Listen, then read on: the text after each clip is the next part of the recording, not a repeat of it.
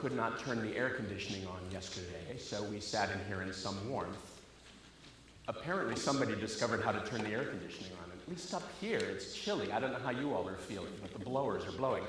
I do hope that we don't need heat anymore this season, or you're all going to be complaining.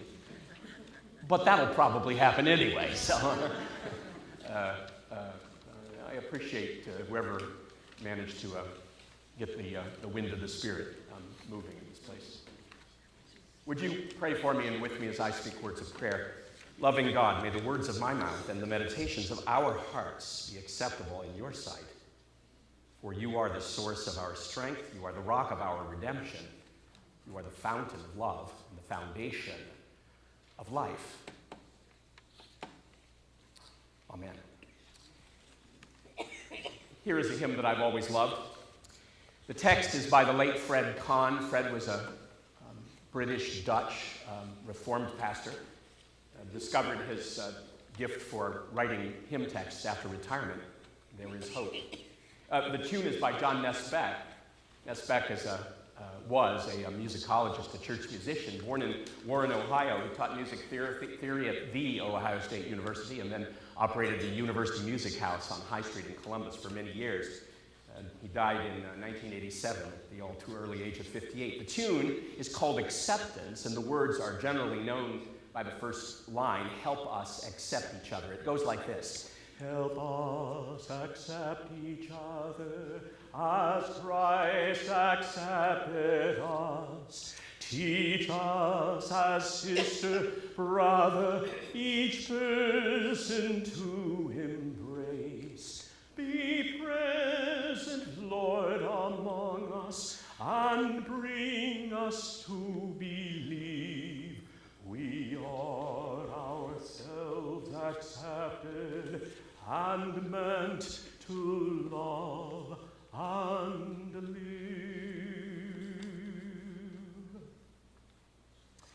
Well, he lived right down the street from us.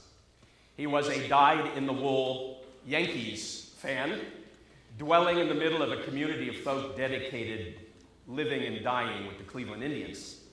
And to beat it all, Bob wasn't even from New York. He wasn't like Dave, another member of that church, the same congregation. Dave rooted for the New York Mets, but he could be excused for that because he used to live right across the river in New Jersey. No, Bob was born and bred and had lived most of his life right here in Browns, Cavs, and of course Indians country. And yet, at a certain time in his life when he was a young man, Bob simply got tired of all those losing seasons, all the second and third and fourth and fifth place finishes, and Bob jumped ship, or rather he jumped on a bandwagon, supporting a team that always seemed to be a big success. As Jim Cap told me this morning, the Yankees, the best team money can buy. Bob stuck with them through the fat and lean years, even in the late 60s and early 70s when the Yankees bubble finally burst, when even the Indians from time to time would beat them head-to-head, if not at the end of the season. But Bob would continue to wear his gear and fly his NY flag proudly from the front step of his house, consistently irritating the neighbors, me included, with his misguided loyalties. We have a Mets fan here, Ed Uhas. Ed is proud of a Mets fan. I excuse Mets fans. They aren't Yankees fans. They are much better people. Many of us, I suspect, have such loyalties. Whether they are of the athletic variety or some other kind, we root for hometown teams for those places where we were brought up or where we went to school. And even when we moved away and moved on, still we maintain ties, keeping in touch via the internet or some other means, keeping in touch and in tune with the folks, the fans back home.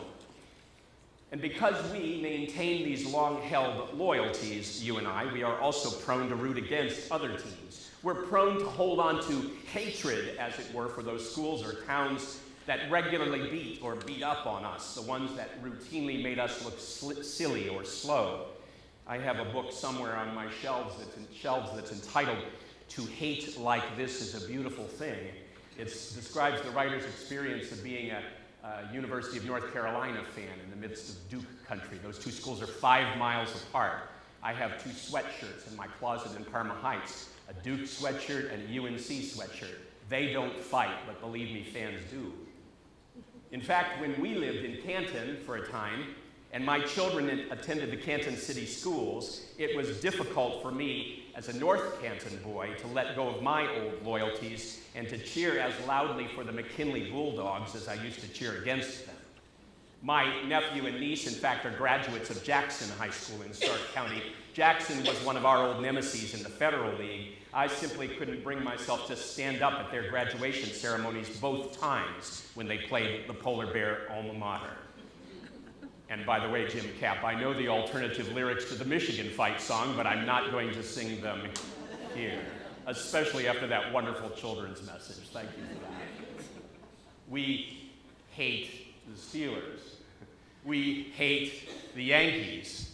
And especially these days, we hate anyone who plays for the Raptors, or the Celtics, or the Warriors, or the Rockets, or the Pelicans. What kind of a name for a team is the Pelicans? All of that having been said, while these loyalties and their associated fandom are all in good fun, it's clear that attitudes like these stand in sharp contrast to those which Jesus commands and commends when he talks about and looks for among his disciples those who would love one another as he loved us. Jesus expects that from disciples as well as opponents, friends as well as enemies, rivals as well as comrades, oppressors as well as intimates. Jesus' crystal clear commandment, as we hear it today in the gospel lesson before us, one read in our midst and placed before our considerations on this sixth Sunday in the season of Easter, Jesus' commandment is that we would love one another, indeed that we would love all others even as he loved us, and that we would be willing as he was willing to go to the mat, as it were, for those for whom he also lived and died. And it's a lesson that seems both simple and complex, easy and difficult, straightforward and murky all at the same time. Jesus' words are clear. We are to be friends of one another, phileo in the ancient Greek, not pals or buddies or chums, but comrades, partners, co-equal co-conspirators in the face of the increasing inequity and injustice of the outside world. And yet, these clearly spoken, clearly articulated words are difficult to apply. For Jesus, I think, means that we would be friends even toward those who will not show friendship toward us, those who oppose us, who deny us, who betray us, as did Jesus' own followers and friends. Remember, these words from John were first spoken by our Lord on the occasion of a supper, the Last Supper, as we call it, as the disciples sat at table with him and ate and drank a meal that called to their minds the atoning sacrifice of the Paschal Lamb, a sacrifice which Christ himself was about to undergo, the necessity of which was due in no small part to the actions of those who sat at table with him that night, whose feet he washed, as he chose to shed his robe as well as his role as a master and take on the form of a slave. Our model, our master, then, is one who chose to befriend us and to befriend as well folk just like us, others who are also angry, agitated, anxious sinners. This is my commandment, Jesus cries.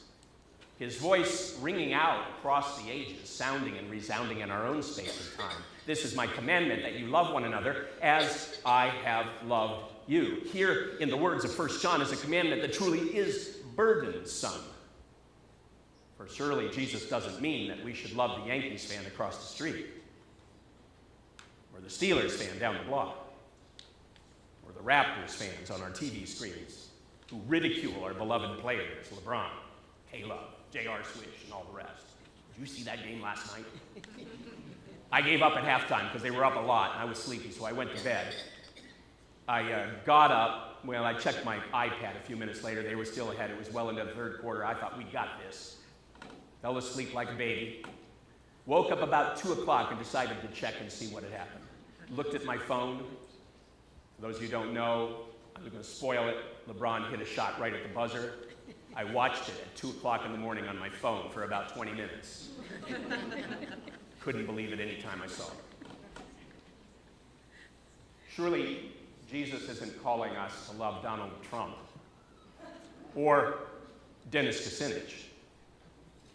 Surely he doesn't mean love Ann Coulter and Connie Schultz, or the Baptists down the street, or the Jews up on the north end, or the Mexicans south of the border, or the Muslims on the other side of the world. Surely we aren't supposed to befriend the African-American family who moved into our neighborhood, those two women who live together as wife in the house on the corner. Surely we aren't meant to love that unkempt man on the north end who wanders around pushing two shopping carts holding all his worldly belongings. Surely not these, Lord.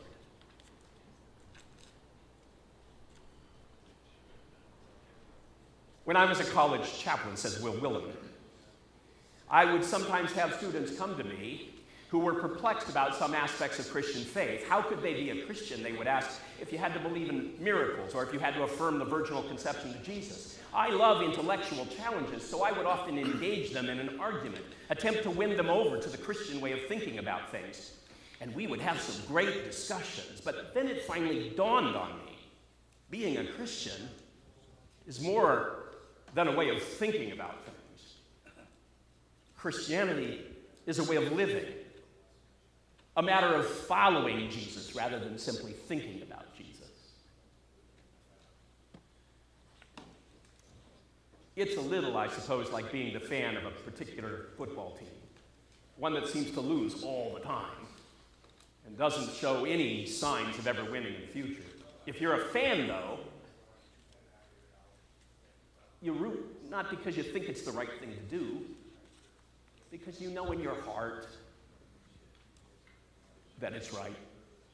It's like that great 20th century Christian theologian, Robert Allen Zimmerman.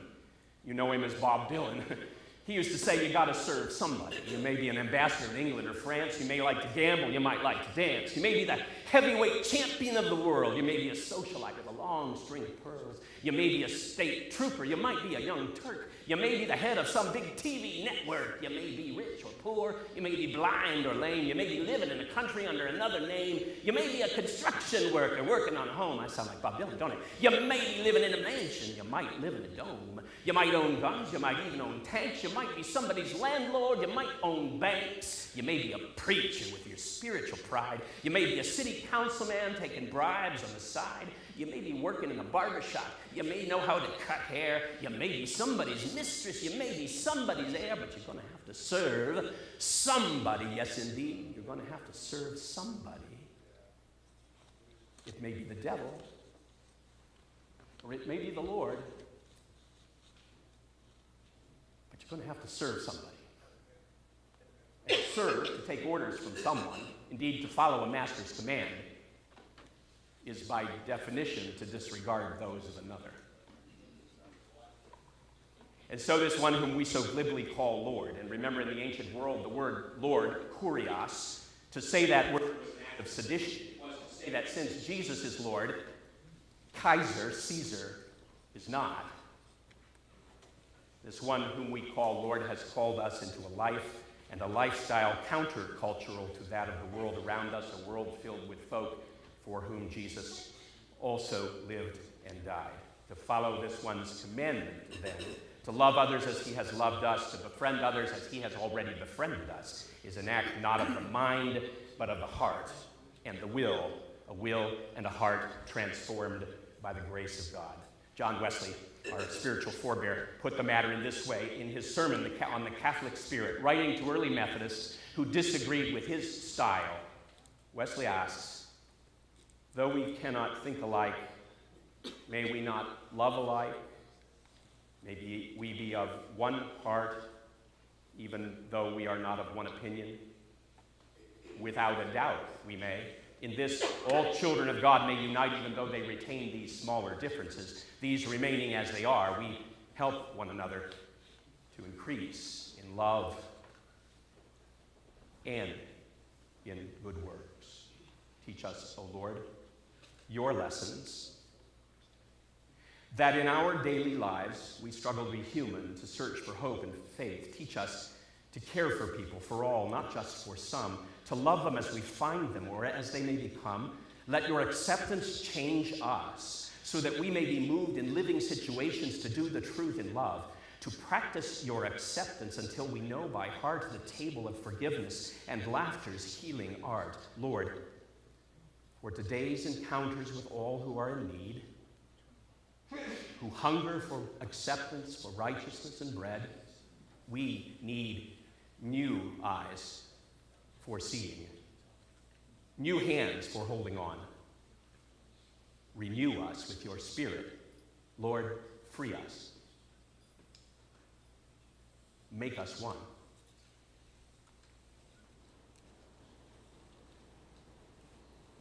Offered up to you this day in the name of the Father and of the Son and of the Holy Spirit. Amen.